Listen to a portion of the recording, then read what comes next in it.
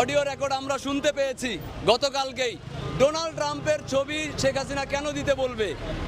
নিশ্চয়ই বাংলাদেশ বিরোধী ওনার কোনো ষড়যন্ত্র রয়েছে সেখানে, না হলে উনি ওনার নিজের বাবার ছবি দিতে বলতো। এত মানুষ আওয়ামী লীগ করে, এখনো পর্যন্ত দেখছেন শেখ হাসিনা পালায় যাওয়ার পরে কোনো একজন মানুষ আওয়ামী লীগ করে এই জন্য জীবন দিয়েছে? দেয় নাই। 2.5 মাস 3 মাস পার হয়ে গেছে, একটা মানুষ আওয়ামী লীগের মিছিল করতে পারে নাই বাংলাদেশে। আমরা মনে করি এই যে ডোনাল্ড ট্রাম্পের ছবি দিয়েছে, ছবি দিতে চেয়েছে, এই ছবি উনি বঙ্গবন্ধুর ছবি দিতে বলতে পারতো, উনি শেখ মুজিবের ছবি ব্যবহার করতে পারতো।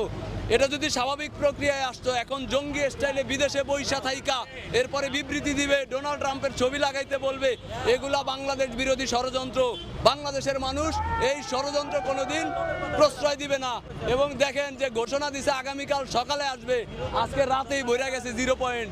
ওনারা কোন দিক দিয়ে আসবে আর কোন দিক দিয়ে পালাবে সেই